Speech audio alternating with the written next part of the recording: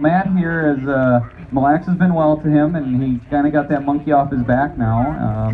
Matt had already qualified for the championship, so did that play into your strategy at all today?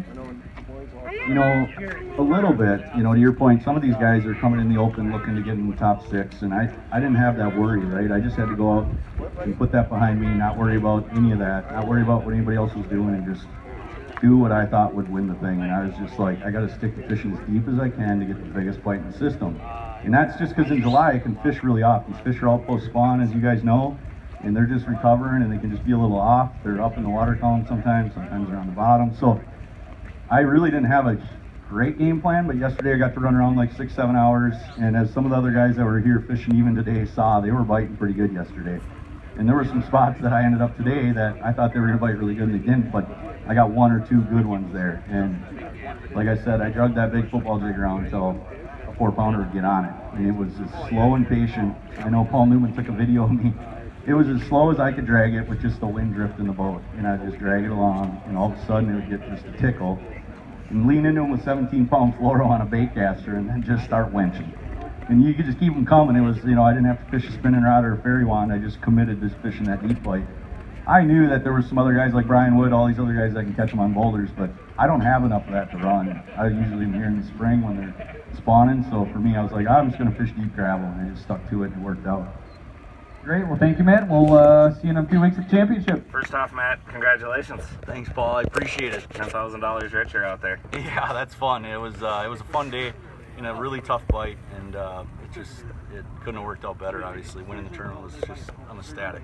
Yeah, and the several events of these that I've done, typically the big fish strategy's out the window. It's go after the numbers. This one shaped up different with the bite. You found the big fish strategy and just slow grinded it. Yeah, that's a great point, because in a lot of them it's just a numbers thing. You try to catch some 2-pounders. Obviously you want to catch bigger ones if you can, but guys that can catch a lot of 2- and 3-pounders usually will beat the guys fishing big fish. And in this event, I was able to grind, like you said, out deep, just fishing for a few big ones, knowing that the bite was really tough, and I was able to catch a few of those right 4-pounders out there deep. How'd you catch them? I drug a football jig. So this is actually the jig I drug. It's a Strike King finesse football jig. It's got a zoom trailer on it. I drug this around on the bottom in 20 to 24 feet of water and drug it slow, 16, 17 fluoro, something in that neighborhood, so it'd get down deep quick on the line.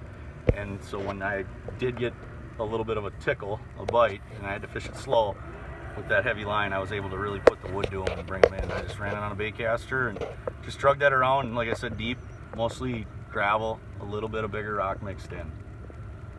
All right, well, the last tournament here, you got into the championship, so that's done.